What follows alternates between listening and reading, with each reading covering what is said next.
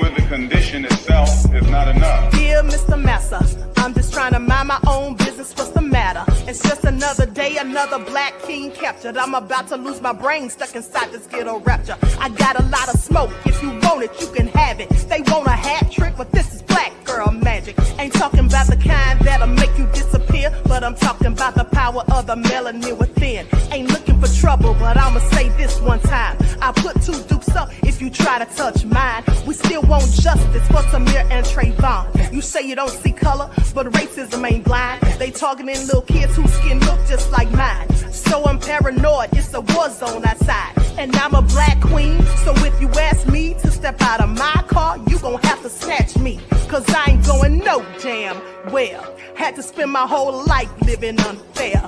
Ancestors got my back and they right here. You can never understand, it's a nightmare. Living in my black shoes by the black rules. You can keep your handshake, I don't dap coons. The white man will go nuts if he cash you. But you all on his side like a damn fool. Make it make sense. We are oppressed. Queen. We are exploited.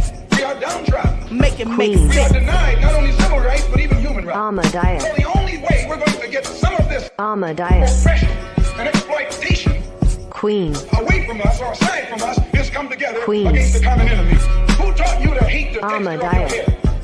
Who taught you to hate the color of your skin? Ahmadiyyah. Parents, pay attention to the books, the school system, even to your little children. Lies mixed with wisdom. His skin too bright, so he was blind to the prison. My skin just right, so I collide with division. You trying to pray to God, but we tired of religion. No savior saving, we got to save our savings. We used to pay miss, how we gon' make the slave rich? But who's to blame, and tell me why you complaining? We need a team effort just to rule the nation. Like a bad relationship, missing communication. We missing moderation. They're trying to get a poison to my population. No reparations. I'm getting tired of Satan. We are oppressed. I'm Queen. getting tired of waiting. We are downtrodden. Queen. We are denied not only civil rights, but even human rights. Ahmadiyyah. So the only way we're going to get some of this Ahmadiyyah. oppression It's the one and only queen of receipts, is dropping gems in these YouTube streets. The lawyer Royce, nowhere to go. Tune in for the infamous morning show, giving the news that you need to know. So don't you dare miss the wake-up call. Then in the evening, I got all for y'all. Get your dose of daily vitamins. You know the queen makes it make sense. So true.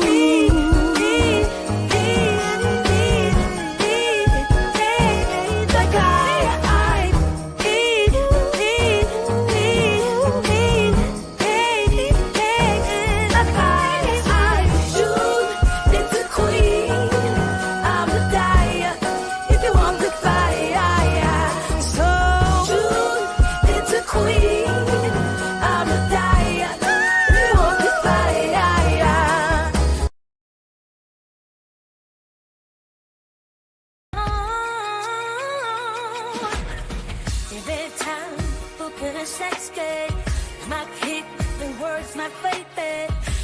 Can't even only be money say.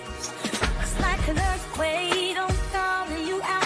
Queen of constant, just get it from the back. Such an awesome place, just a more for all.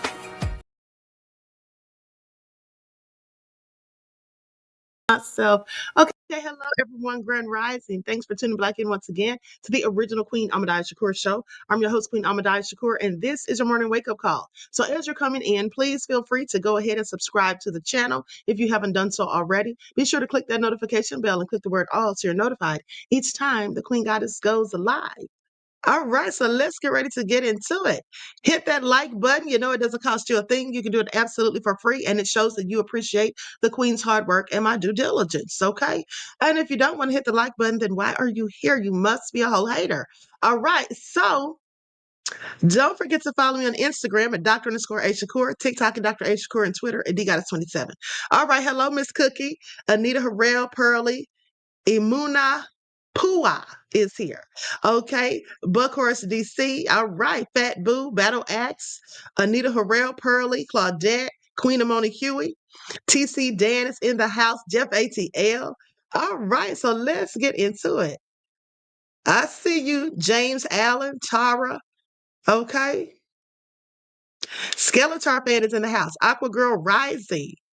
My aunt Egypt is here. Anita Harrell, did I say you? Human Nature's in the house. The lovely T. Patrick is here.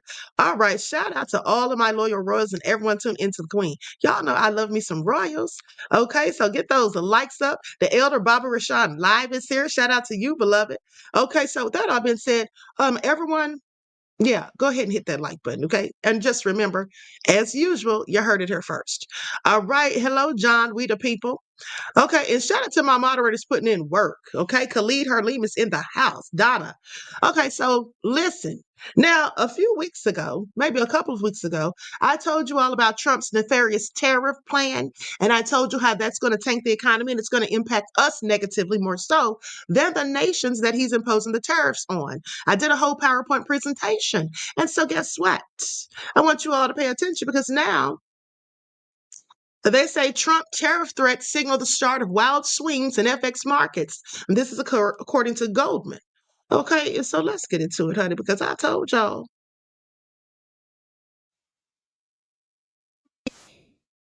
This video. While I'm waiting for this video to cue, let's have a word from my sponsor at 12 Tribes. Do not buy 12 Tribes on Earth hair growth oil and hair magic elixir unless you want super healthy, gorgeous hair that grows. They have a whole line of amazing hair growth products, including hair growth leave-in conditioner spray, hair growth shampoo, hair growth spray, and hair growth butter. I'm starting to sense a theme here. They include quality natural ingredients. They smell amazing, and you can see the results for yourself. So if you're looking for healthy hair growth for your natural or relaxed hair, try 12 Tribes on Earth today.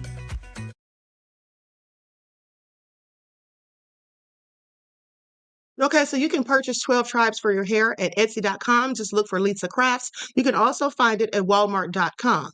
Now, this is breaking news, they say, but I already broke this news 2 weeks ago. Okay, so let's get into it.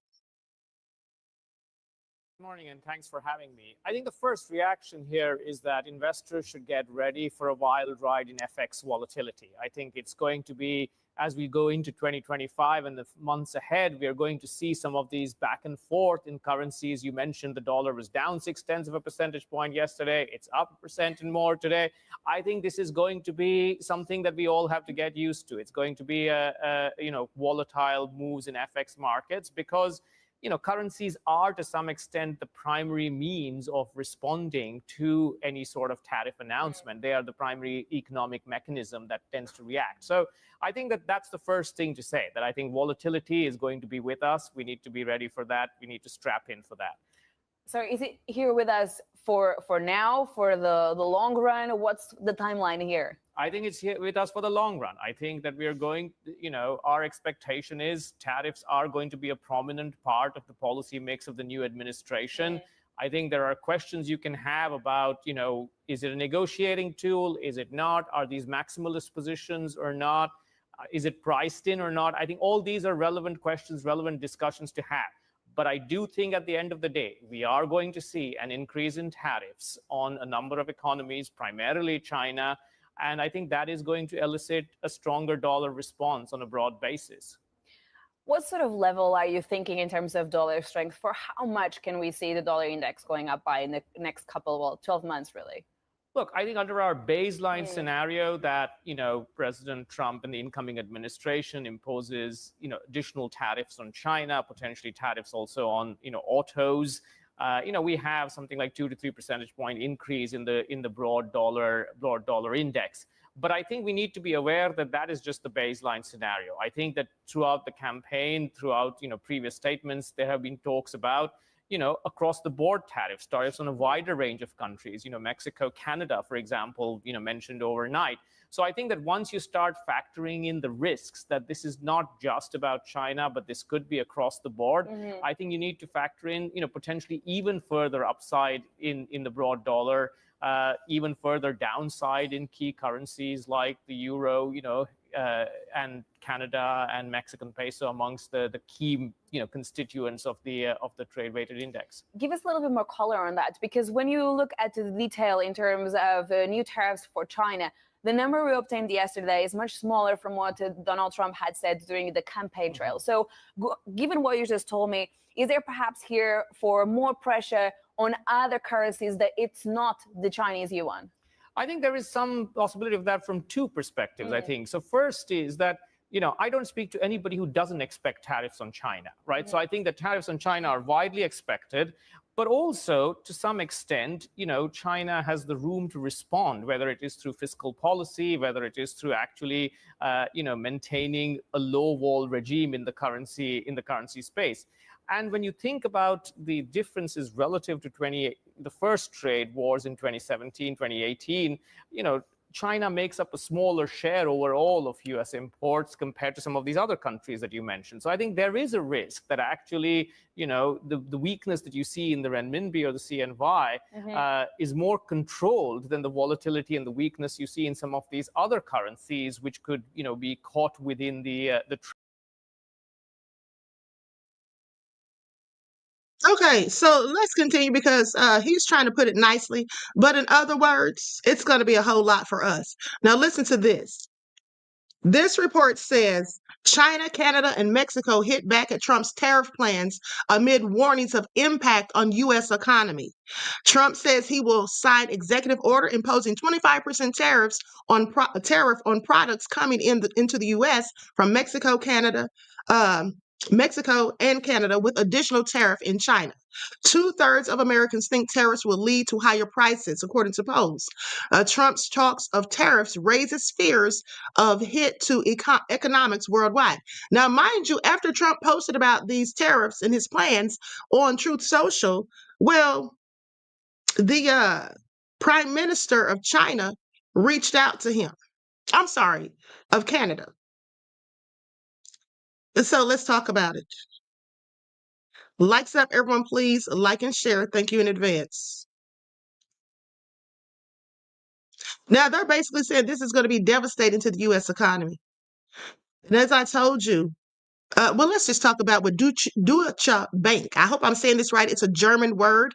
I think it's Deutsche Bank, has published 10 conclusions, ramifications, and observations following Donald Trump's announcement of the impending imposition of a 25% tariff on products from Mexico and Canada and a 10% on Chinese imports that he intends to make policy when he formally enters the White House on January the 20th. First of all, they say free trade agreements are not safe. FTAs, that's what they call them. Canada and Mexico are part of the United States-Mexico-Canada agreement known as the USMCA, which was negotiated by Trump himself. Now, it is clear that even countries with existing agreements with the U.S. can be subject to the tariffs. The second thing is right after the Treasury Secretary's announcement, tariffs are being announced just a few hours after the nomination of Scott Bessent as Treasury Secretary. Now, this is pushback to the argument that tariffs are taking a back seat to Trump's agenda. The tariffs cover 40% of total U.S. trade. While only limited to 3 countries, the impact is economically large as it applies to America's 3 largest trading partners after the Euro area. Presidential authority for now, they say, this is the 4th point. It is explicitly mentioned that executive authority will be used to impose these tariffs rather than the legislative route. We suspect that the most likely avenue will be the International Economic Emergency Powers Act. Now, the announcement is only targeted at 3 countries and leaves the prospect of tariffs removal open. There is no mention of tariffs as a strategic tool to deal with trade imbalances or as a revenue raiser. The optimistic take is that this means that some of the most extreme scenarios under universal tariffs will not happen. The pessimistic interpretation, they say, which we favor, is that this is an opening salvo and the targeted focus on immigration and drugs is required to trigger broad-based executive authority under the IEEPA, which is the International Economic Emergency Powers Act. So just last week, a new bill was submitted to the Senate removing permanent trade relations with China and targeting 50 to 100% tariffs. There is already a similar bill in the U.S. House of Representatives. And for us, whether the tariff discussion turns strategic via legislation, it is a big outstanding question to be resolved. Now, they say the Canadian dollar has had the largest risk-adjusted weakening move since the tariffs were announced. Canada is the most vulnerable developed market country to extra tariffs, but also the least underpriced in terms of risk. Now, the equity market reaction has so far been very benign. Now, we would argue, likely on the back of the transactional interpretation, that U.S. domestic small caps have been leading the recent market rally. Also, it helps reduce the impact. The first Trump administration showed that the more benign the market reaction, the greater the likelihood of further escalation. Now, during the first Trump administration, it was Twitter. Okay, market participants need, this was on Twitter. They said the market participants need to be watching the president's new social media platform. Mexican President Claudia Sheinbaum's suggestion that the country could retaliate with tariffs of its own could indicate that Donald Trump faces a much different Mexican leader than he did in his first term. Andres Manuel Lopez Obrador, the former Mexican president, was a charismatic, old-school politician who developed a chummy relationship with Trump. Now, the two were eventually able to strike a deal in which Mexico helped keep migrants away from the border and received other countries' deported migrants, and Trump backed down on the threats. But Sheinbaum, who took office in October, is a stern leftist ideological thinker, trained in radical student protest movements, and appears less willing to pacify or mollify Trump, according to the AP.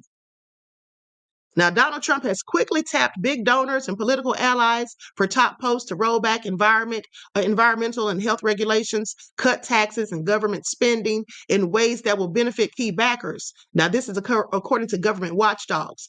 Armed with blueprints to expand presidential power in aggressive ways and backed by a bevy of billionaire donors and ultra-loyalists who helped him to win, the president-elect's transactional style of awarding powerful posts to backers such as ex-owner Elon Musk, for example, or allies of others such as fracking mogul Harold Hamm, is seen as unprecedented and will likely boost their bottom lines, according to critics. Now, among the super rich donors helping shape the president-elect's administration, no one seems to loom larger than Musk, who gave some $200 million to pro-Trump super PAC. Now, Musk has become a ubiquitous advisor to Trump, who tapped him to co-chair an outside federal advisory panel on government efficiency, an effort fraught with conflicts given the billions of dollars in government contracts that Musk companies now boast. Okay, so I'm sorry. At the end of the day, this is going to be a huge problem because, as I told you before, imposing all these tariffs is going to make things more expensive for us. Okay, Imuna says Trump is not going to poke the bear. Putin owns him. He will throw Benjamin Netanyahu under the bus. No, he won't. I hate to be the bearer of bad news. He is absolutely not going to throw Benjamin Netanyahu under the bus because, in fact, that's who owns him. Okay, that's who owns him. And I'm going to show you that with receipts in just a moment. Okay, please pay attention. All right, this is in fact the opposite of what most of you are thinking. Okay, this is the opposite of what most of you are thinking, but hold on. Hold on. Let me pull up something real quick. Let me pull up the video that I did about for those of you who missed it. Okay? And here's the thing. No need to feel guilty if you voted for Trump because this was all organized. This was the plan all along. Kamala didn't stand a chance of winning because Kamala wasn't supposed to win. They already had this in the makings. This was the plan. How many times have I told you guys that due to the Electoral College, and if you look up the information as to why it was created, you would know that the presidents are selected, not elected. At the end of the day, whom they want to be in power is always who will be in power. Now, they can act like they don't want Trump in power, but you should ask yourself, then how the hell is he? Trump has 34 felonies. Okay, and guess what? All of a sudden, do you notice his cases just being dismissed? Every last one of them? Do you know why his cases are being dismissed? Well, I'm so glad you asked. They're being dismissed because that's the way it was all planned and organized, as I said. When Trump sat down with Benjamin Netanyahu, that was basically a job interview, and Trump has the job. Okay, Trump has declared himself literally Israel's protector and the king of Israel.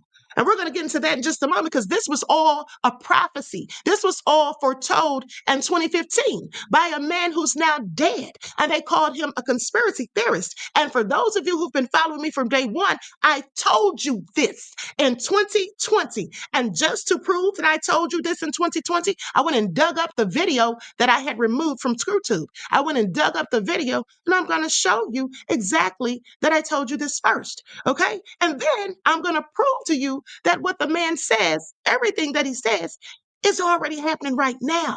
And so he wasn't a conspiracy theorist. And maybe that's why he's now dead under strange circumstances. Please pay attention. Now, mind you, this is all just my opinion.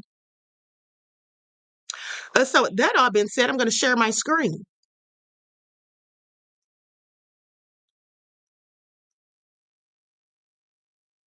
Already received payment for their goods. So, for example, let's say if you're an artist and you want to build a sculpture that you need to use steel, okay, or you're in constructing of a building or something like that, right? So what do? Well, you would likely want to get your steel from China because China is the largest manufacturer of steel. So China is the largest producer of steel. So you plan to import this steel from China. Okay, so you'll pay them for the steel, but you'll pay the U.S. government the tariff. So Trump is saying that, oh, I'm going to punish China by charging them higher tariffs and all of that. But actually, if you're ordering from China, you're getting purchasing products produced in China, you're the one that's going to pay the tariff. So if Trump follows through with this plan on tariffs, this will cost American consumers more because the cost of the tariffs would be added to the total cost of the production. Okay, so please pay attention. Now, this means higher prices for you and me. Chinese tariffs will be paid by U.S. companies. You see, Trump says tariffs is a tax on foreign companies, but a tariff is a tax on a U.S. company that's importing goods. Likes up, everyone. Please don't forget to like and share. Thank you. So Trump says he'll add a 20% tax on everything that comes into this country. Now, this would transfer over to U.S. families because that means prices for us would go up approximately 20%, totaling around $4,000 per year at a minimum. So the best thing to do is if you're planning to make any huge purchases next year, well, you should probably do it now before Trump gets in office, because likely as soon as he gets in office, this might be the first thing that he does. Okay. And if he does that, it's going to cost you much more. Now, he may enact his tariffs unilaterally as soon as he gets in office. Remember, he says his tariffs will range anywhere from 20 to 60%.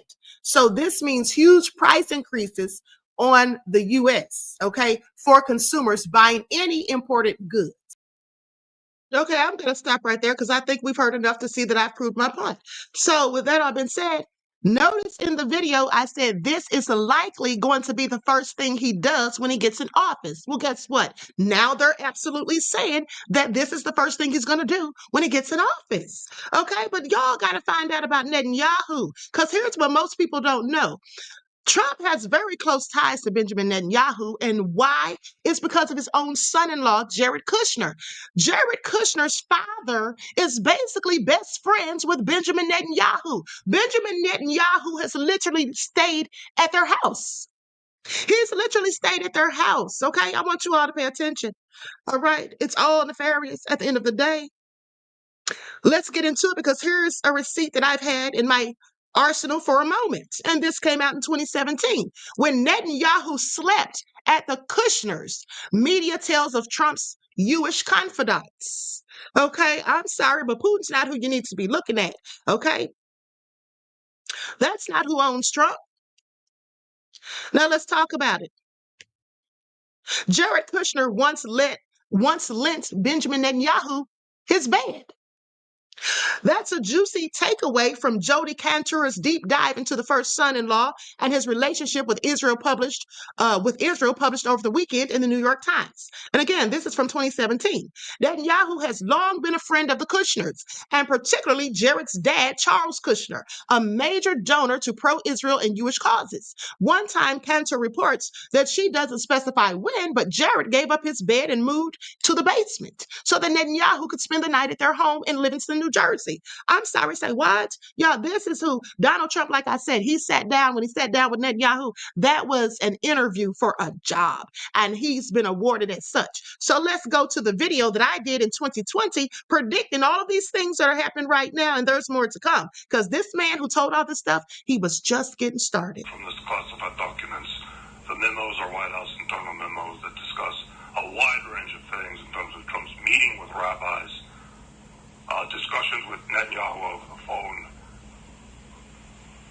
And one of the memos says that Donald Trump will have to declare himself king of Israel publicly. This is part of the process for them. There's no strategic reason for it. It is symbolic for them. Trump is going to declare himself king of Israel at some point. I don't know how, but they're talking. Hold on, let me stop right there, you guys. That made me laugh. Hey, Michael. Hey, Lawando. Okay, so listen. He said at some point, you guys, Trump is going to have to... At some point, he says Trump is going to have to declare himself king of Israel. Let me continue. Talking about it in these memos over and over again. When he's going to do it, why they want him to do it, which again is symbolic. It has no strategic purpose, apparently. It is part of the process of the end game, basically, is what I'm saying. So we will see if that happens or not. It sounds ridiculous. I can't imagine him actually saying it. But maybe he will do something like that. We will look out for that in the coming months. Based on my reading of the classified documents and the memos, so much of what is going on is planned. They've given people the impression that Trump has brought chaos to politics, but it's actually the opposite. It has been planned. Donald Trump's allegiance is to Israel.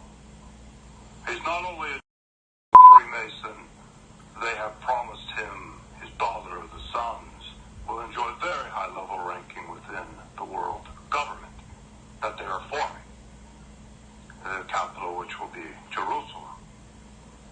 So that is why Trump is so dedicated to following the script, while performing the way that he does. It appears to be very authentic to his followers. Everything he's done, talking about the wall to the fake news, was scripted from the beginning around 2014 and 2015. And according to some of the memos I'm reading, he loved it. They introduced all of this to him and he loved it. They told him the plan. You're going to become president. You're going to say this and this and this.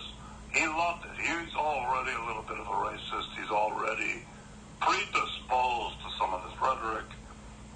So he loved it. He jumped on board. And they promised him great things, especially for his family, if he were to follow through on these things and simply follow their script. And he does have leeway. He has leeway to say many things that he wants to say. He has a lot of fun doing this. But he does have script writers, and there's one of the script writers, I forget his name, he's bald guy. I want to remember his name. It's important to say it.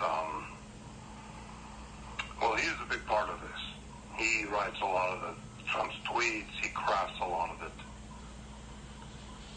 I cannot remember. I'm going to look him up right now. Trump's speech writer, Stephen Miller. Stephen Miller has a big role in all of this. He is a dedicated Zionist.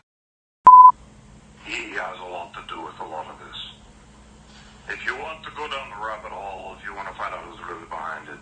Stephen Miller is a big part of it. So that is the whole of it. I want to get this video out. I want people to hear it. I want people to know what's going on. I've had some strange things going on in my house. I've noticed black SUVs. I mentioned it before. They're still there. I still see them every once in a while. The other day, I went out to try to approach one, to confront them. Like, what are you doing here? I know you're here. And they drove off. It's like, right when I open the door, and I look outside, I see them drive off. So, I don't know, maybe it's just coincidence that they were leaving and they saw, I don't know, but it seemed like they were very, very prepared to get out of there. So the next time I see them, I'm going to confront them quickly and make sure that they don't have time to get out of there before I have a chance to get down there, and at least they see me coming for them. I will try again. But I have seen them mostly at night. I open the window, I look out the window, and that is when I see them mostly. So I want to confront them. I'm tired of the harassment. I know they're watching me. I assume I'm bugged. I assume there's some way to hear what I'm saying, but I don't care anymore. I have been given the documents. I have been tasked with this duty to get the information out. I'm going to do it in any way that I can. I have given my friends copies of all of these. I have stored them in different places.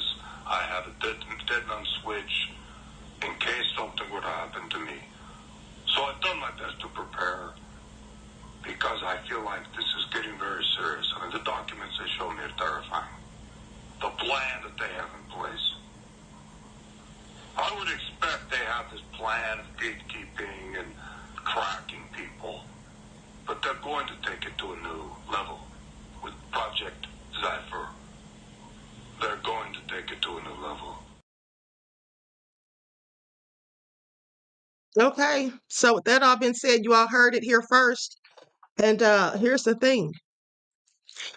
Shout out to David Goldberg. May he rest in peace, because that information likely cost him his life, in my opinion, because he's now dead.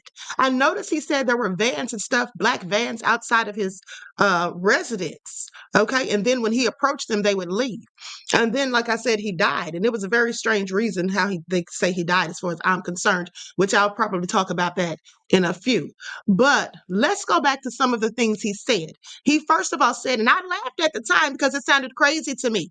Now, the other stuff he said, okay, I'm like, okay, this sounds plausible. But him saying that Trump declares himself king of Israel, so let's get into it, because Trump absolutely did declare himself king of Israel. Before we get to that, let's talk about someone that he mentioned who would play a pivotal role in this, or a pivotal role in this. That is Stephen Miller. Do you guys remember Stephen Miller? Well, of course you should, because I did a video on him about 2 weeks ago. Okay, let's get into it. Let me just pull up that receipt. I keep telling y'all, you see, I have the gift of discernment. I also have dreams that come true and all of that. You all know I predicted so many things. So please pay attention. This is why I always know when people are copying my specific talking points. Okay. Stephen Miller is credited with shaping the racist and draconian immigration policies of President Trump, which include the zero tolerance policy, also known as family separation, the Muslim ban, and ending the deferred action of childhood arrivals, that program, which is the DACA program. Miller has also purged government agencies of civil servants who are not entirely loyal to his extremist agenda. And this is a report according to Vanity Fair. Please pay attention. And during Stupid 19, the crisis, the Trump administration's decision to halt the issuance of new green cards is yet another example of its hard line on immigration. Now, through the conscious use of fear-mongering and xenophobia, Miller implements policies which demonize immigrants regardless of their immigration status. That is why Joy Reid said to the immigrants, she said he's going to deport brown people whether you're legal or illegal. Now, in an apparent effort to halt all forms of immigration to the United States. Now, in response to seeing photos of children being separated by their parents at the U.S. border with Mexico as a result of the zero tolerance policy, an external White House advisor in a Vanity Fair report said Stephen actually enjoys seeing those pictures at the border. According to Miller, the administration's decision to institute the policy was a simple decision. Now, I want you all to pay attention because I did my research on this man, and this man does not like immigrants at all. He's clearly racist and he's a white nationalist. But not only that, he said that he doesn't have, basically, when it comes to deporting people, or being tough on immigration, he's got time today because he said he doesn't have any family and this is all he has to do. That's what he said back in 2020. Now, through his connections to the anti-Muslim movement, Miller landed his first job in Washington, D.C. as a staffer on Capitol Hill. In less than a decade, Miller would go from a congressional staffer to an advisor to the Trump campaign. During this time, Miller influenced the editorial direction of the highly trafficked conservative website Breitbart.com, sharing white nationalist and anti-immigrant propaganda with their editors in an effort to buoy Trump's run, according to leaked emails reviewed by Hate Watch. Now, his role in the campaign, including crafting then-candidate Trump's nativist immigration platform, writing campaign speeches, as well as being the opening speaker during rallies. Now, on June the 16th of 2016, campaign rally in Dallas, Miller's speech made clear the campaign then candidate Trump was running, the campaign then candidate Trump was going to run, and foreshadowed the nativist policies Miller and the administration would eventually pursue.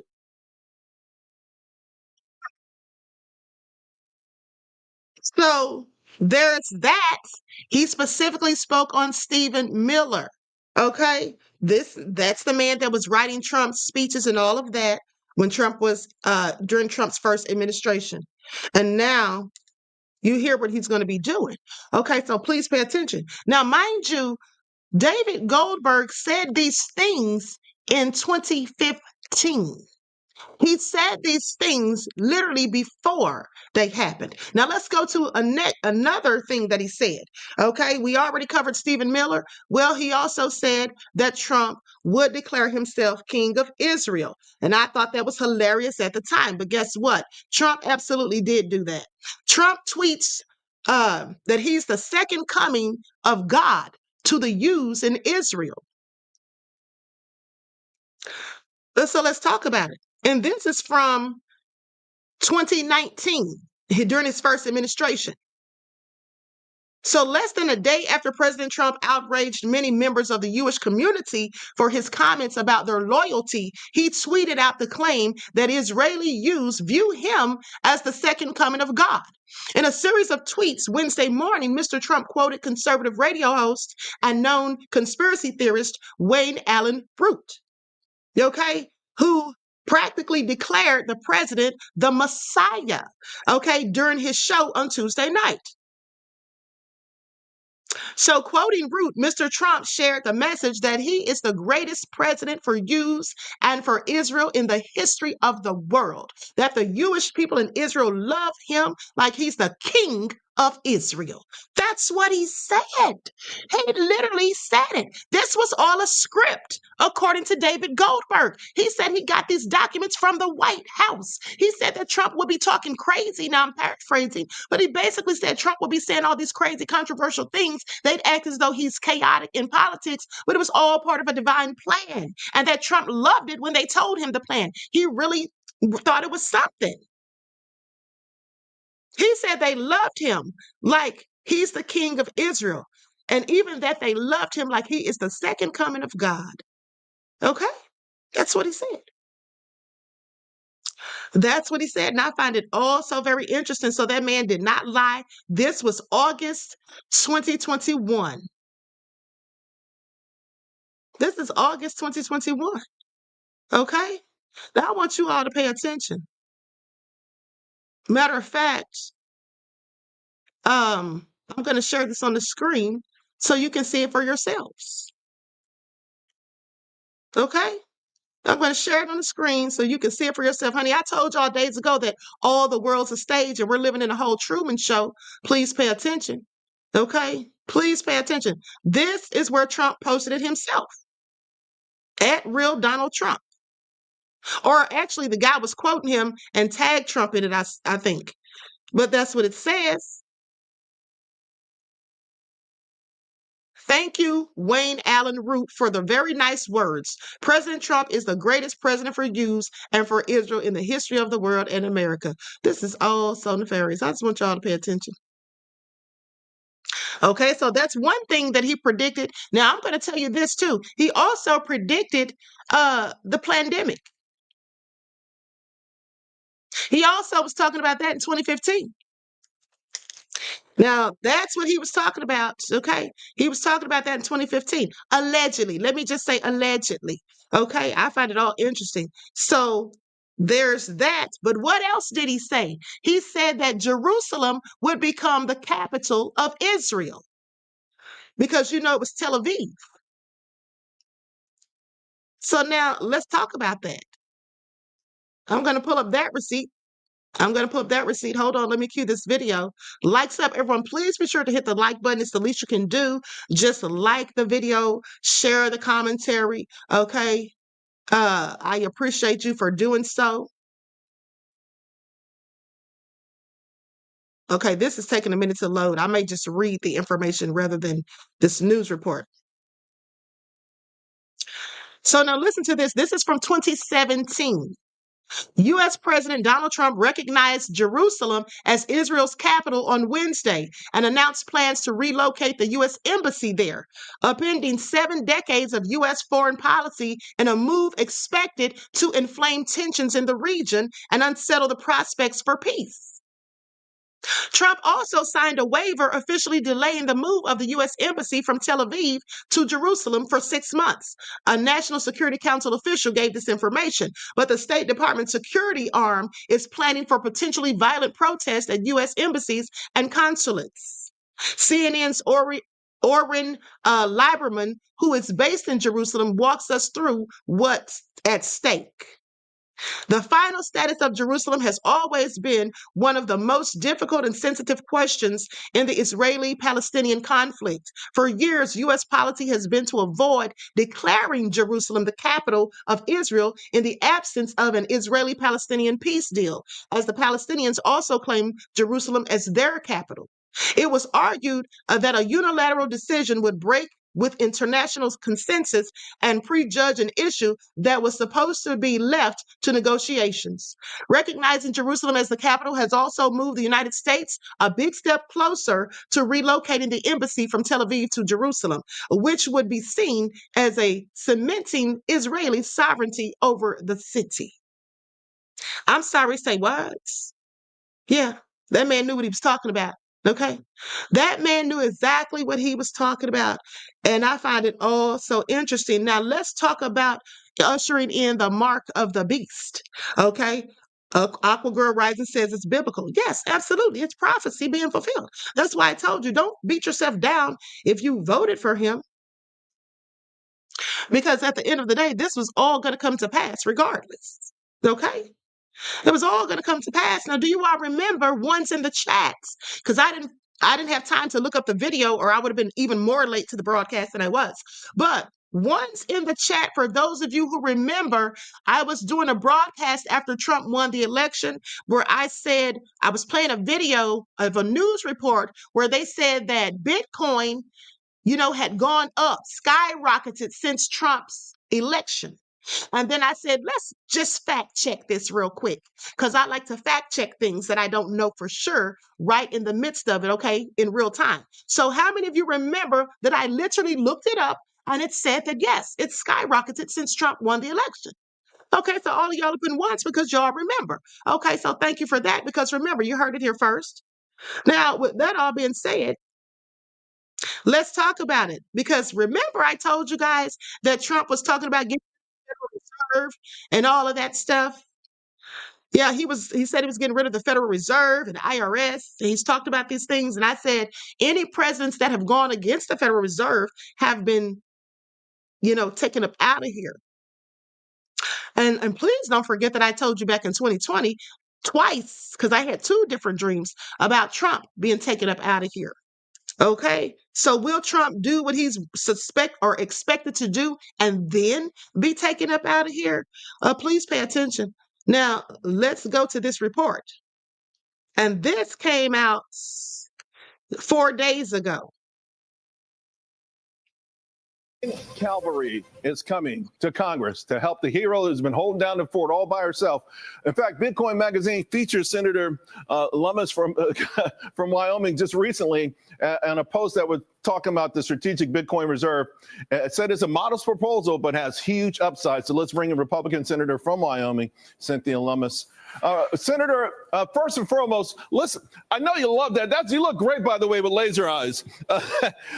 Let's talk about the Bitcoin Act of 2024, because the most important thing for a lot of people is establishing a strategic Bitcoin reserve. On the other hand, though, some people say, why would we need such a thing? Well, first of all, Now, please pay attention. A Bitcoin reserve. Are y'all hearing this? A Bitcoin reserve, not the Federal Reserve. Now, why would they need that? Charles, I want to compliment you on your newest book. I read it, I loved it, and I recommend it to everybody. Thank you. And among the things you raised, Charles, in your book is the importance of having diversified assets, the importance of having some things that are long-term store of value. And Bitcoin is certainly that. So why Bitcoin would make sense as part of our strategic reserves is that we recognize other long-term stores of value and put them in strategic reserve. We have a gold strategic reserve. We have an oil strategic reserve. I think it is fitting that Bitcoin, now that is really digital gold, be included among our reserve assets. So I'm proposing in the Bitcoin Act that we purchase roughly 200,000 Bitcoin a year just by converting money we already have into Bitcoin and hold them for 20 years. If we did that with, say, 5% of all the Bitcoin that will ever exist, which is roughly 1 million Bitcoin, we could cut our debt in half in 20 years. And in the meantime, we would have an asset that's growing in value while our own dollar is decreasing in value. And thereby we could shore up the US dollar as the world's reserve currency. What that does is help us protect ourselves against inflation and protect the US dollar on the world stage. So you also have here, so that's the Bitcoin purchase program, proof of reserve system. I want to shoot down to the bottom of the list and come back up, because this is something that it seems really critical. Protect Bitcoin property rights, a firm's rights or of self-custody. Talk to us about this, because this is, I think, an area where a lot of individuals in the retail side are concerned about. It's very important that we protect Bitcoin and people who hold their Bitcoin in individual wallets. We don't want to see this asset become owned only by governments, and certainly don't want to see it controlled by governments, because its great virtue is as freedom money. It is infinitely divisible. It can be used all over the world. It is something that you can send from one person to another at a very low cost and very quickly. Its ability to help bring people out of poverty or into the innovator class and the wealthier class is very exciting. And that's why we want to protect individual property rights in Bitcoin and people's individual wallets. Right. There's a phrase, not your keys, not your coin. Your keys are your ability to access your Bitcoin. We want to make sure people have access to their own keys and their own Bitcoin. Senator, I had a guest on yesterday saying that there are up to 290 pro-crypto lawmakers now heading to Congress or in Congress. But you've been there. How does it feel to sort of take a stand, which at one point was a very lonely stand, and now all of a sudden the whole world seems to have the same epiphany? Well, I'm delighted to see people have taken the time to understand more about this asset. I'm delighted to see it become part of the U.S. economy, and I'm thrilled that President Trump identified it as something that we should have the beachhead for in the United States. Because thus far, under the current administration, efforts to regulate it through enforcement actions, through penalties and lawsuits, has driven this industry into the arms of other countries, including the European Union.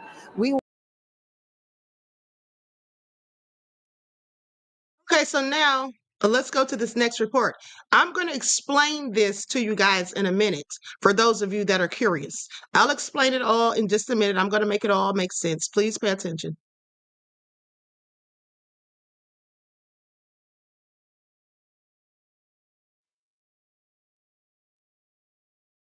Okay, here we go.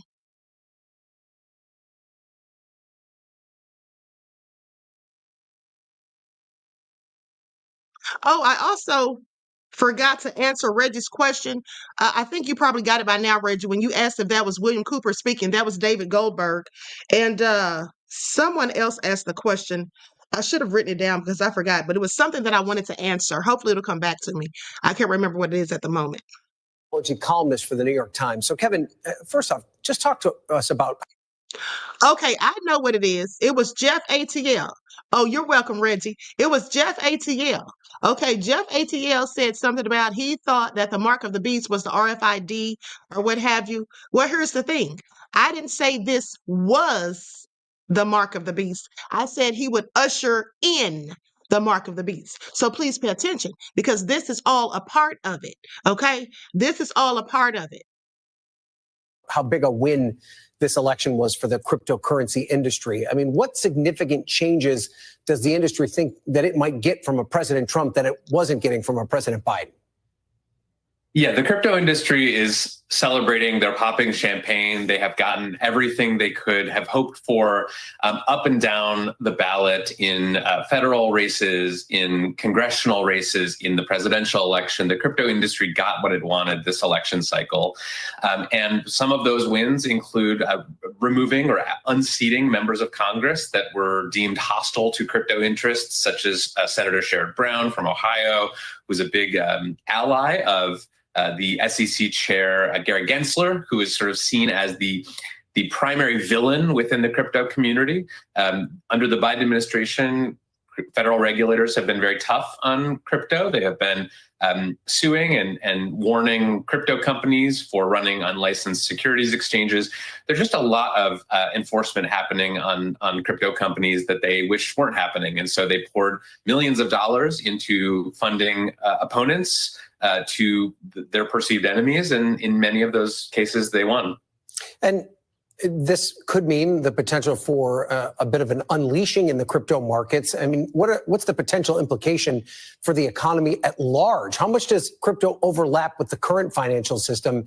And could we see it more intertwined now?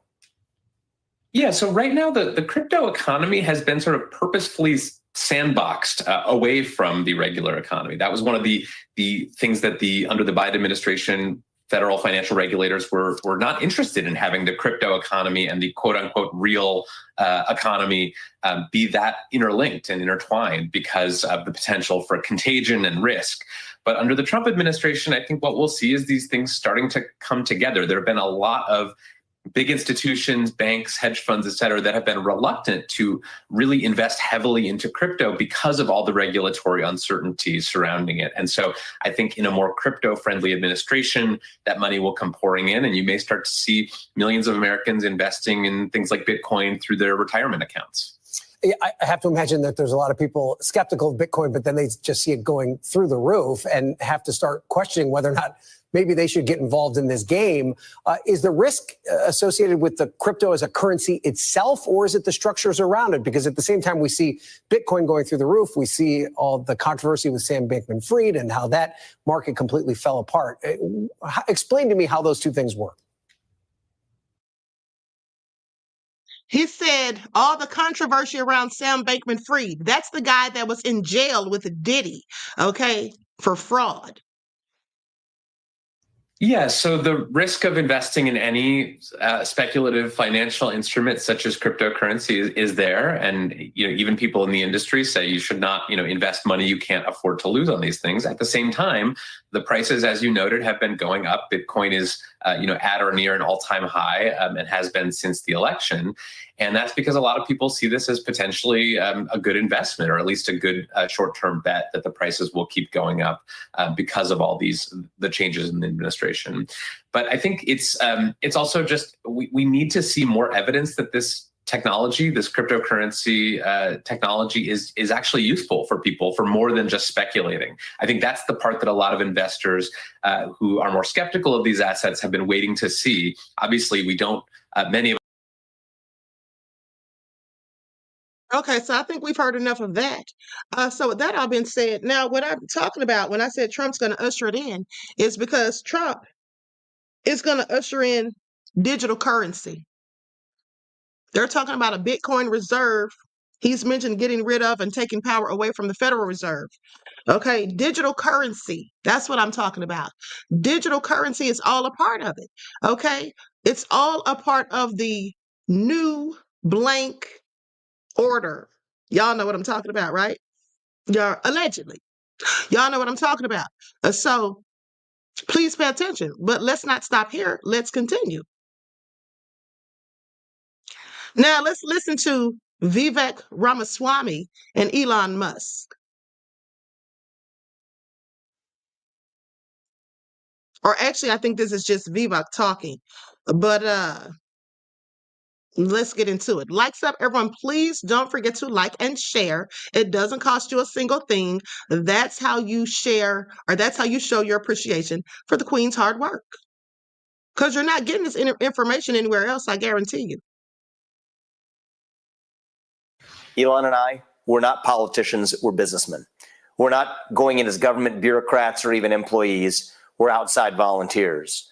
And perhaps most importantly, we have set a finite expiry date on this project. We don't want DOGE to exist forever. Elon and I are going to start a separate track of DOGE casts that explain exactly what we're doing to the public to provide transparency in what is a once-in-a-generation project. We want to bring the public along with us, to lift the curtain, to take us behind the scenes of what actually that waste, fraud, and abuse in government looks like. However bad you think it is, it's probably worse. But we don't want to do this to just expose the problem. We want to do it to solve the problem. That's Vivek Ramaswamy on the Department of Government Efficiency, DOGE. We got to deal with a new Democrat attack line right now. Senator Elizabeth Warren is attacking it. Let's welcome to the show economic advisor to President Trump's. Okay, Chairman X says, don't let the Queen fearmonger about Bitcoin. Y'all should have got it, especially in 2020. First of all, I'm not fearmongering anyone. Okay, the Most High doesn't give us the spirit of fear. The last thing I do is fearmonger. You see, when I'm telling you things, beloved, it's not to fearmonger you. It is to prepare you. That's why I give lifelines. And when I give these lifelines, as I've been doing since 2020, I have never fearmonger. Now, if you want to be fearful, that's on you. That's not what I'm giving you the information for. This is just merely getting you in preparation for the things that are to come. Okay, these are things that have been prophesied already in the Bible. And at the end of the day, I'm just interpreting these things for you because as many people know, and specifically those who follow my spiritual channel, I'm an esoteric philosopher. So I have hidden information and knowledge that some people just don't have. It's not about fear mongering. Okay, if you're scared, I have nothing to do with your fear because I give you the information that the Most High gives me. And like I said, the Most High doesn't give any of us a spirit of fear. That comes from Satan. It's low vibrational. Now, with that all being said, yes, invest in crypto, in Bitcoin if you choose to. That's not what I'm saying, that it's bad, that it's a bad thing. I'm simply telling you that this is going to be the beginning of digital currency. And as I've said before, maybe a couple of years ago, that digital currency is a good way for them to track everybody, to track your spending. Okay, you don't have cash if you live in a cashless society, because here's the thing, if the economy is tanked, the dollar is already not worth much. Okay, it is very weak. It's almost monopoly money. So if the economy is tanked even further, it's going to be even worse. With that being said, when we start going through the change, okay, the transition into digital currency, they'll be able to be in control of your funds. That's what I'm talking about. You see, just think about it like this.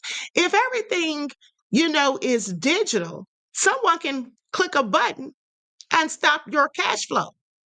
Okay, they can click a button and you won't be able to get anything out of the bank.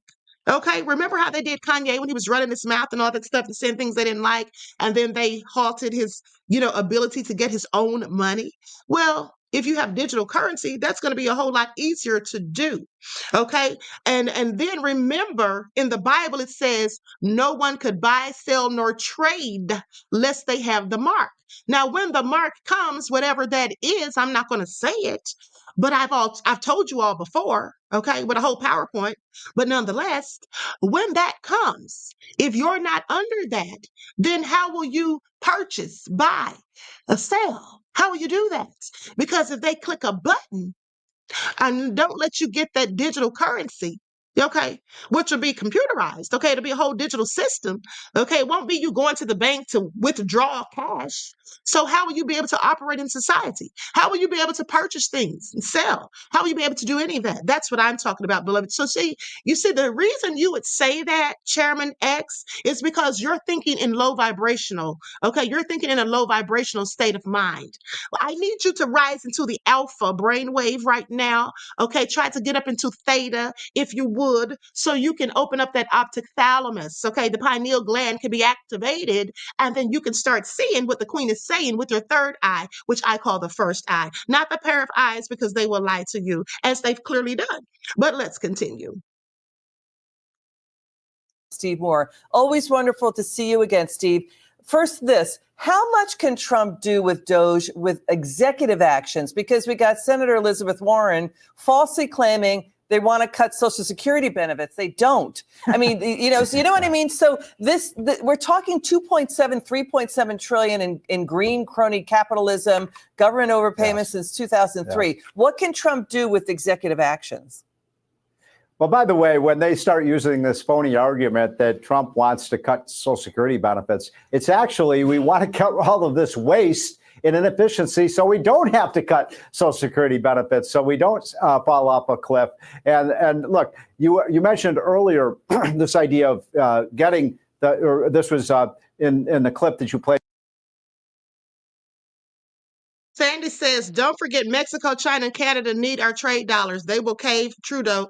Trudeau is already reaching out to Trump. I already spoke about that, beloved, at the beginning of the broadcast. You probably came in late, but I absolutely already went over that. And I did say that Trudeau reached out to Trump after Trump posted about what his plans with the tariffs on Truth Social. Now, let's continue. And for those of you who came in late, I implore you to please go back and watch the videos from the beginning. Anytime you watch my videos, please watch from the beginning, because there are some things that you missed, and then you may get the wrong idea, or the wrong perception if you don't see the entire video. Okay? By Vivek Ramaswamy saying we got to get the public behind us. Well, the public is behind them. The public, everyone knows, everyone watching this show knows there's hundreds of billions of dollars of waste in the budget. We know that. We've known that for 20 years. And finally, you have a president who's going to do something about it. But can he do it with executive actions? Can he do it with executive action? Well, right. So we'll see about that. Some of the things, yes. Some of the things he can do, for example, a lot of those regulations that you were talking about and that Vivek was talking about were never approved by Congress. And we know from that Supreme Court decision earlier this year, those now have to be approved by Congress or they go away. So I think the president could get rid of a lot of those. But I'm here to tell you that we're also going to need the support of Congress for a lot of these things, for defunding a lot of these programs. And let's see if these guys have the backbone and the spinal fluid to get rid of wasteful spending. I mean, the government has grown. It's inflationary, what's going on. And I know that we're hearing that Elon Musk and Vivek Ramaswamy, they're going to bulletproof what they're doing with Supreme Court rulings to ward off Democrat lawsuits and court battles. But the thing let's go through it, how bad Biden, this White House was. He went around Congress to change the entire economy, extremist, unconstitutional electric car mandates, banning gas cars, cutting it to oil and gas, student loan bailouts, firing workers who didn't get COVID shots, indoctrinating students with far-left ideologies. He did that with a lot of it with the stroke of his pen. And we have the highest grossing inflation since the 70s, since Nixon, with a lot of inflationary government spending. So are we going to see government workers fired? Are you going to see agencies gone? Let's hope so. I mean, there are thousands and thousands of agencies, and many of them have existed since World War I, for goodness, Liz, and nobody even knows what they do. I mean, there's $300 billion $300 billion green energy slush fund in that Inflation so-called Reduction Act. Right. Let's get rid of that. We can't afford it. My God, we're running a $2 trillion deficit. There are tens of billions of dollars of COVID money, Liz, tens of billions of COVID money. Well, let's not spend it. COVID is over. So yes, they can do this, and the American people are totally behind them. And that's the way you prevent having to cut the programs that Americans care about. You've only got less than 10% of federal workers showing up on the job 40 hours a week. If they're not going to come in, Vivek is right, fire them. Steve Moore, we hope you stay around a long time. Trump economic advisor Steve Moore. Appreciate you so much, Steve. Thanks for joining.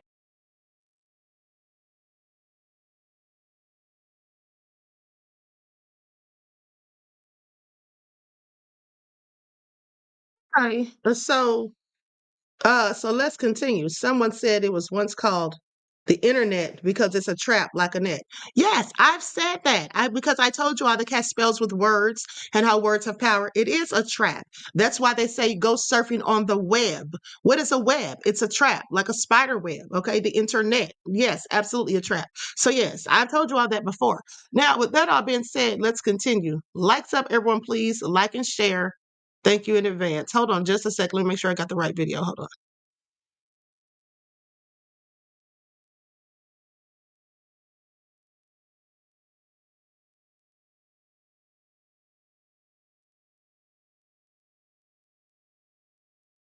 Okay, here we go. Likes up, everyone, please. Like and share. Be addressed, because the dirty little secret right now, Maria, is the people we elect to run the government. They're not the ones who actually run the government. It's the unelected bureaucrats in the administrative state. That was created through executive action. It's going to be fixed through executive action. Okay, did you all hear what he just said? Did you all hear what he just said? Hold on. You all heard what he just said. Now, he said the ones who we elect to run the government, they're not actually the ones that run the government. Didn't I just tell you all just a couple of weeks ago that the presidents are nothing more than figureheads? But let's continue.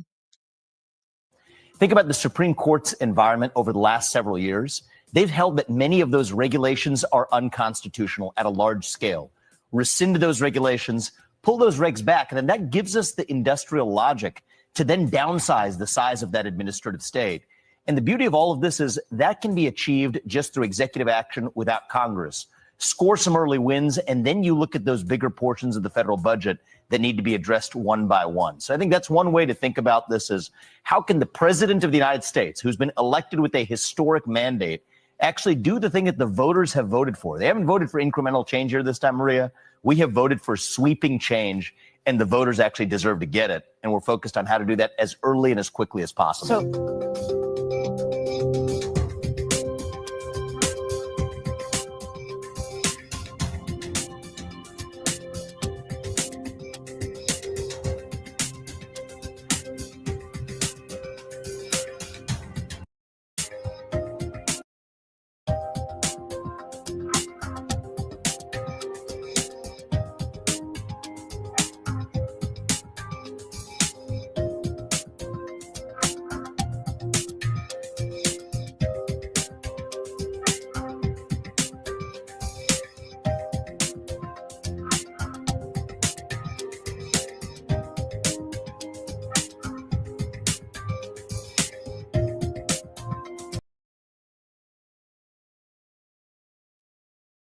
Okay, so with that all been said,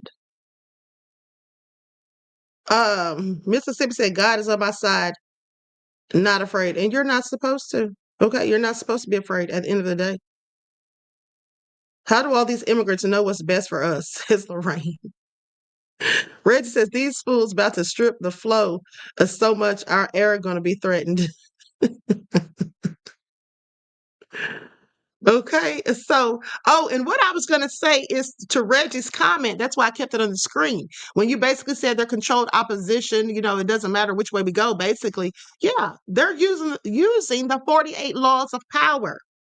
Now, for those of you who know that I told you about the 48 laws of power, I've talked about it on live before. There's a 48th law of power that states that you basically, I'm paraphrasing, you give people a choice, but whatever choice you give them, it benefits you in the long run and not them. They're gored no matter which way they turn. Okay. So please pay attention. I've been telling you all this for years. All right. Been literally telling you all this for years. And so, but let's continue. Likes up, everyone. Please like and share. Thank you in advance. Now they're talking about Kamala's debt. Okay. This is what they have to say about that. They had a whole discussion about it on CBS. So let's go to that footage. When they already knew that Kamala was going to be in debt. Okay. Former VP nominee Tim Walz is set to finally address Democratic donors amid reports that the Harris campaign spent themselves into debt, leaving staffers high and dry. Meanwhile, Trump's new super team is assembling and falling more into form by the day. Senior White House correspondent Peter Ducey joins us live from the White House. Hey, Peter.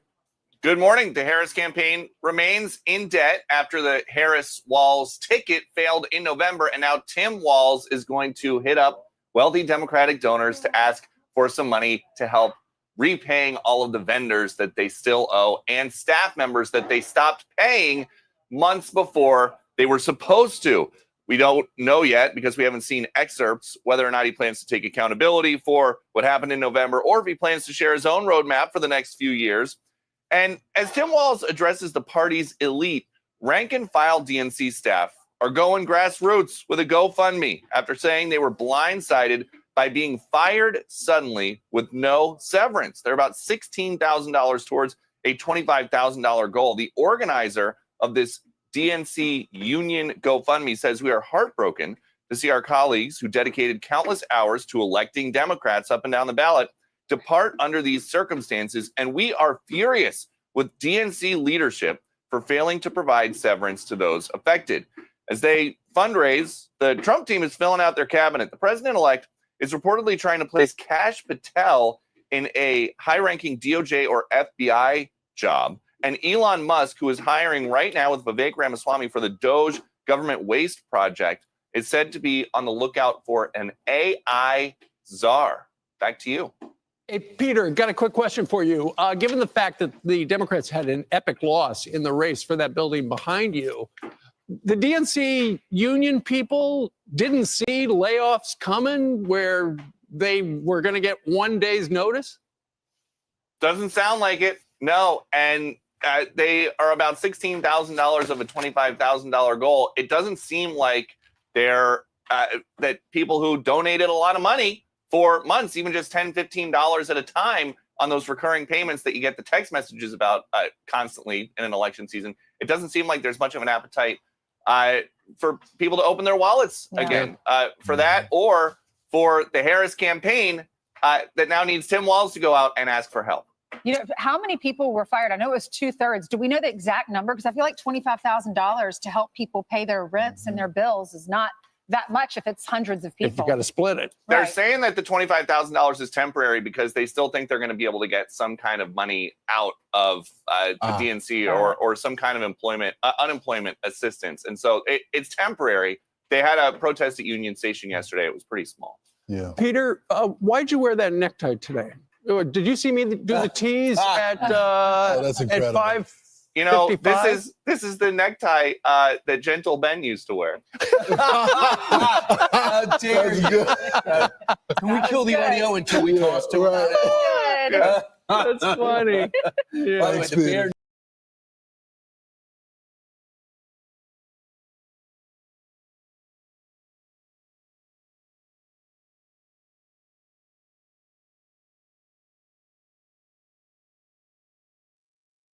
Okay, so you all heard that. Lorraine said they are the fools for paying for their own demise. Okay, Reggie said even their job was temporary based on the outcome. They just kicked them to the curb. Pretty much, exactly. Okay, so now let's get into this video from News Nation where they talk about Hamas founder's son. Says arrest warrant for Netanyahu is absurd. Okay, so let's get into it. Likes up, everyone, please like and share. The Green Prince, Mossab Hassan Youssef, my friend, knows all sides of this so well. His father is a founding member of Hamas, okay? Mossab worked for his father. They then are in prison. He sees the reality of what Hamas is becoming. He's against it. He can't change it. He decides to be part of the effort to stop Hamas and save people from terrorism. And now he joins us. My brother, I am thankful for you as Thanksgiving is upon us. I am thankful for you being in my life and my friend. Thank you, Chris. Happy Thanksgiving. So on a political level, why, if people wave this away and say, well, who cares what the ICC says? They don't have any real enforcement power. And we know how certain people feel about what's happening in Israel. It doesn't really matter in terms of what happens in the war. What is your take? Well, this is very significant. It shows you the level of corruption and the absurdity, actually, of the situation, because they did not issue only arrest warrant against Bibi Netanyahu. They also issued a warrant for Muhammad al-Daif. This is a corpse, a dead man, confirmed dead a few months ago. And they forgot about the Hamas leaders. This is their responsibility, number one, to condemn Hamas. Since the beginning of the war, they failed to condemn Hamas under the Chinese and Russian pressure, giving Hamas a lifeline. Hamas leaders are in Turkey right now. It's their responsibility to bring these criminals, war criminals, to justice. And they are not doing that. Instead, they have been pressuring Israel because they want Israel to surrender. This is their goal. And they want to give Hamas a lifeline. Terrorist group who committed the worst genocide of our time. Israel is not committing a genocide in Gaza. It's not ethnically cleansing what so-called Palestinians. The crime and the blood in Gaza is on Hamas' hands. And I find it hard to believe why people cannot see it for what it is. Because there's so much death of women and children that are on their phones. How do we know, Chris? All the statistics of the death, the numbers, I hear the number 40,000, and even some people say 100,000. Where did this number come from? The ICC are not on the ground. They don't have their people there to count the dead people. This is Hamas statistics.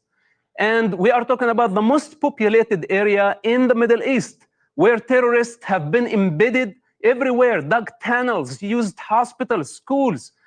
Any modern army, there is no way for the IDF or any other modern army to avoid civilian casualty. And I think the IDF did everything within their ability to minimize the civilian casualty, while Hamas did everything within their ability to maximize the civilian casualty. Then they exaggerated the numbers, they lied to the international community, and they played on the emotional nerve of the West. On that level, I do believe, and you've heard me say this before, and I maintain it, I think Israel's stance on aid, I understand Hamas takes the aid. I get that you have to be careful about what you let in because what else is coming in. I get all of that. But the lack of aid and the lack of increase in aid, even though there has been an increase in the complaints about it, I think feeds the perception that Israel is trying to be as harsh as possible. Do you think they should change their posture towards aid and be like, as you reference, America was? We were killing everybody in Iraq also, but then there'd be convoys of aid right behind it. I know that that's an odd paradox, but that's how we did it. They are not. Listen, this is another lie. I just came back from Gaza.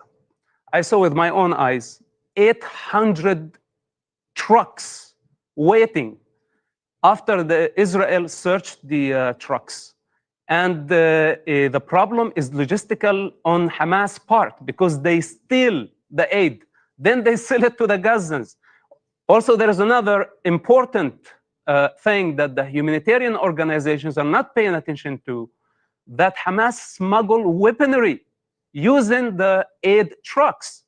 And I saw what Hamas had been smuggling up to that point, all type of weaponry and explosives. So Israel must finish this war as fast as possible. Hey, thanks for watching. Go to join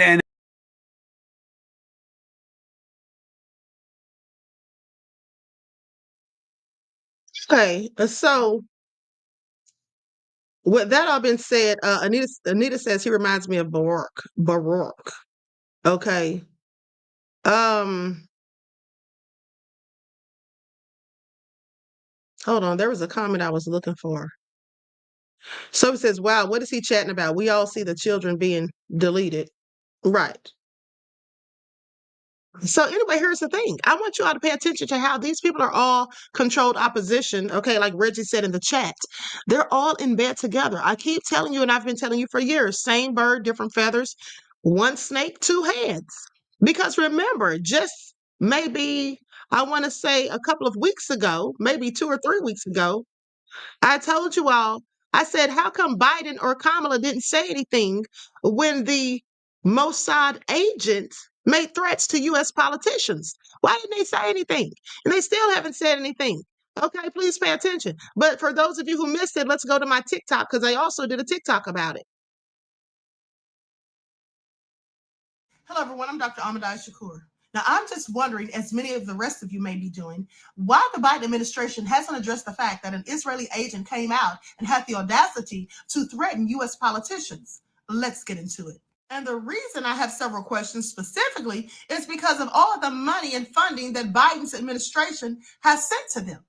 Okay, I'm just trying to figure out why they haven't said anything to address this issue. Now, maybe I missed the memo, but if they have addressed it, someone please correct me if I'm wrong. Okay, please pay attention. Iranian nuclear program is going to be destroyed. And anyone who gets in the way, it doesn't matter where they are, even if they are politicians in the West, they are going to fall. That if they don't agree with Israel's war against Iran, that they're going to fall. And remember, he's an Israeli agent. Rid of them politically through bribery or whatever else. What do you mean the politicians in the West will fall if they don't agree that to back Israel's war against Iran? Yeah, we will not vote for them anymore. Oh, no, well, you don't vote for them now. You're not in our country. What do you mean the politicians will fall?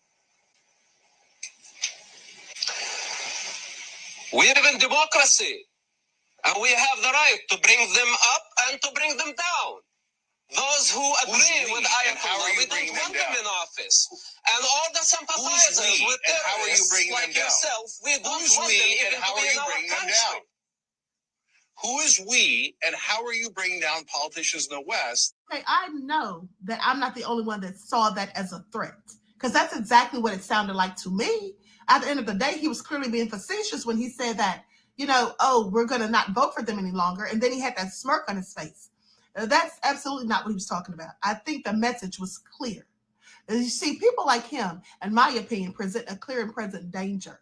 And then he's making this bold threat blatantly, okay, for millions of people to see and hear.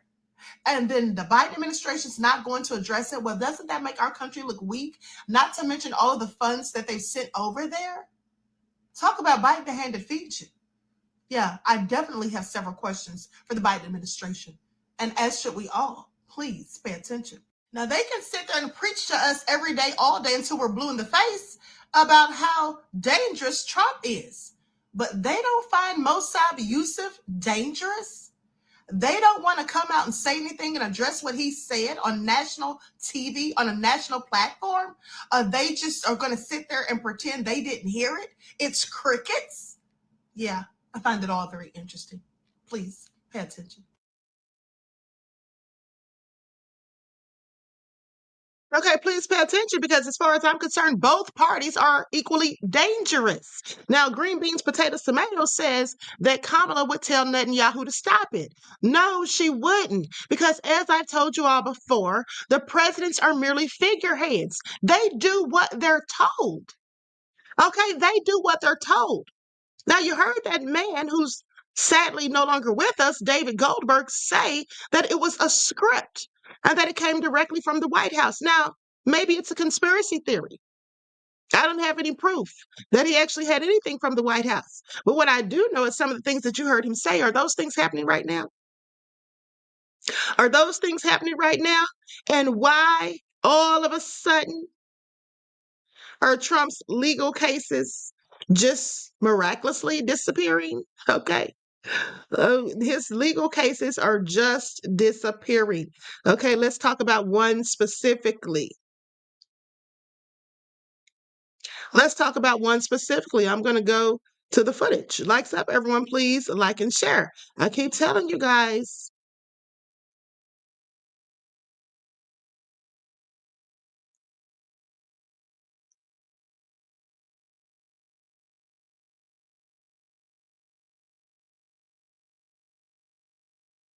Tonight for Nora.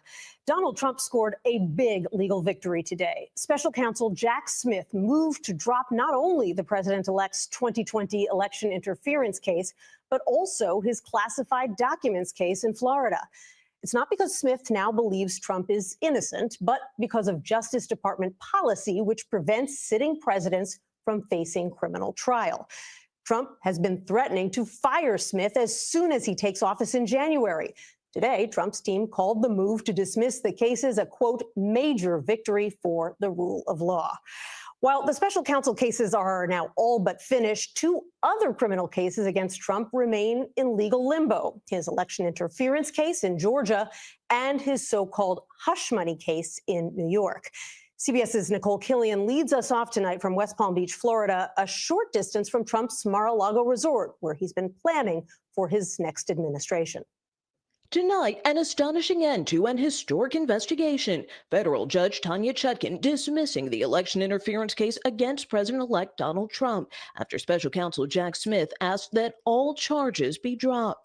In a 6-page filing, Smith acknowledged the Justice Department and Constitution forbids the prosecution of a sitting president, but he noted that prohibition is categorical and does not turn on the gravity of the crimes charged, the strength of the government's proof, or the merits of the prosecution, which the government stands fully behind. These prosecutions, from Jack Smith's perspective, are ending with a whimper, not a bang. And I'm sure it's a very, very personally disappointing day for Jack Smith. I suspect that if he had to do it over again, he probably wishes he had been given this mandate earlier on. Smith also asked to remove Trump as a defendant in the classified documents case, which is currently on appeal. I did absolutely nothing wrong. He's a deranged person. The president-elect has long criticized the special counsel and had threatened to fire him. Today, Trump called the cases a political hijacking. Donald Trump won the verdict of the American people, not Jack Smith. Okay. From the start, Trump's legal team has moved to delay the proceedings against him, taking their case all the way to the Supreme Court, which ruled the president has immunity from criminal prosecution for official acts in office. Trump still faces 2 separate criminal cases, including an election subversion case in Georgia and sentencing in the so-called hush money case in New York, though his lawyers also plan to push for dismissal. I strongly suspect that the prosecutors and the judges in those cases will take a look at what Jack Smith concluded and what the Justice Department concluded and give a hard look as to whether the same outcome is required. While Trump tries to move past his legal battle, CBS News has learned one of his top aides, Boris Epshteyn, has clashed with members of his inner circle, and his actions have prompted an internal investigation. Epshteyn has been accused by at least one Republican politician of trying to profit personally from his ability to influence Trump's cabinet picks, but he has denied any wrongdoing. Nancy? He's one of the president's closest advisors. Nicole Killian in West Palm Beach, thanks so much.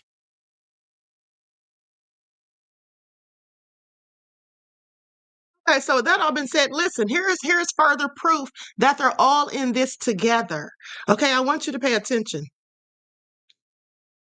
I'm going to share my screen. Okay. GK said, yes, he's a criminal. Of course he is. He's been convicted. Absolutely he is. Now listen. You remember this? They called us deplorables. That was a mistake. That was a big mistake. I'll never forget, I was making a speech after Hillary used the word deplorables, and I didn't think it was that bad. You know why? She used another word. You know what the other word was? She said deplorables and irredeemables. I think that was worse, but it didn't get picked up. You never know what's going to get picked up. It didn't. I think irredeemables is worse than deplorables, but I'll never forget, I was making a speech the next day. We had a big crowd in a great, great state. And women in particular were wearing, "We are deplorables. The deplorables love you." And there were hundreds and hundreds of people wearing "We are deplorables." And I said, I think Hillary Clinton made a big mistake with that speech.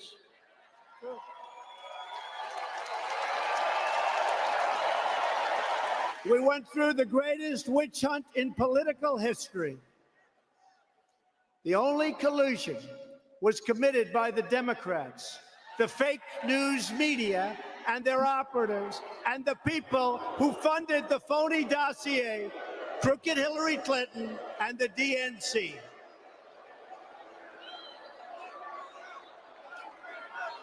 It was all an illegal attempt to overturn the results of the election, spy on our campaign, which is what they did, and subvert our democracy. Remember the insurance policy, just in case Hillary Clinton lost. Remember the insurance policy.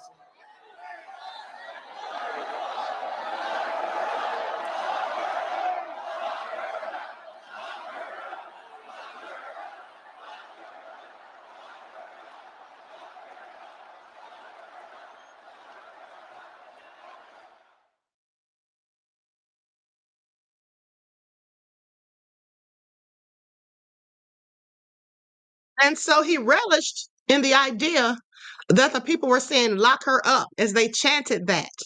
But then Trump drops repeated threat to jail Clinton. And then he says, she went through a lot. Okay, listen to this.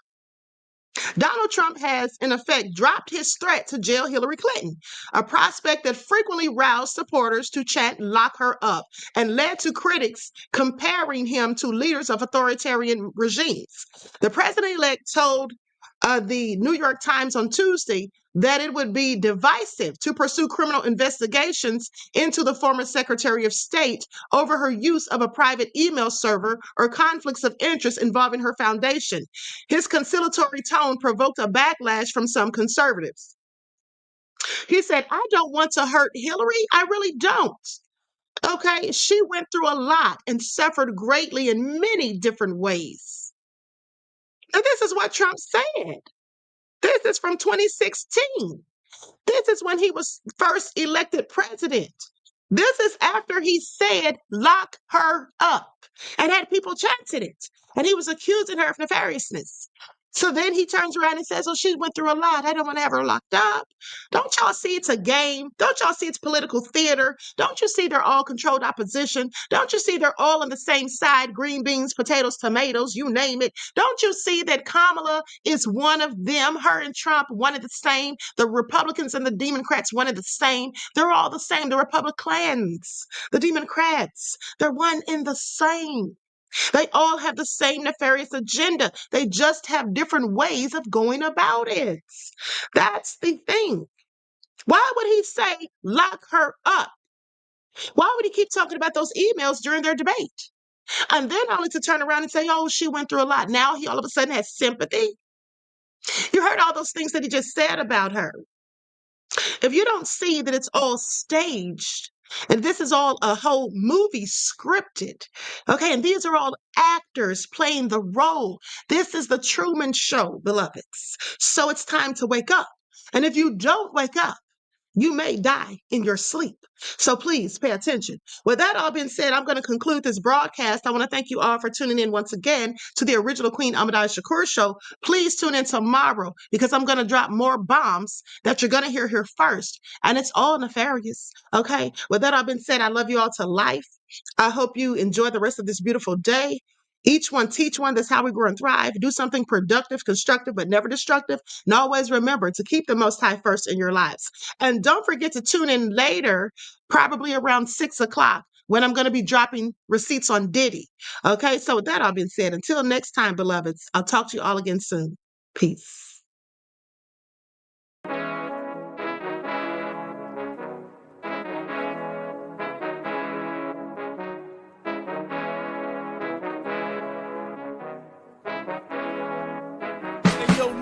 Hit him with that flavor. Gold all in my skin, God all in my blood. Kings all in my circle, you touch one of mine and you're done. They show no love for the queen, why you hating on me? Is it cause I'm free and I got Malcolm X in my jeans? I got dreams like King Luther, shed blood like Kunta. You ain't helping my people, I ain't got nothing to say to ya. I want all the smoke like hookah. Talking reparations, America won't be great until they give us compensation. I'm like, I'm the hottest right now. That's See right. A bunch of lames out here trying to jock on my style. They be doing too much. I'm the queen, it's too easy. It's like they all at Popeyes, how they be talking so greasy. I just sit back and laugh while these haters get madder. So nefarious how they don't want my pockets with cheddar. I tell them they can do better. These snakes in the grass can leave a bite on your ass, cause y'all be trusting too fast. I got my foot on the gas, other one on they necks. Dropping receipts on haters, you better show some respect. I'm never facing regrets, we only facing the threats. Running through every challenge like a relay, break no sweat. It's a cold game, so I got that blanket with me. Now that my people awaken, ain't no going to sleep. I do not play by my piece, this time I'm playing for keeps. You talking slick, but when I see you like them ends, we gon' meet. And I got gold all in my skin, God all in my blood. Kings all in my circle, you touch one of mine and you done. They show no love for the queen, why they hating on me? Is it cause I'm free and I got Malcolm X in my jeans and I got gold all in my skin, God all in my blood. Kings all in my circle, you touch one of mine and you done. They show no love for the queen, why they hating on me?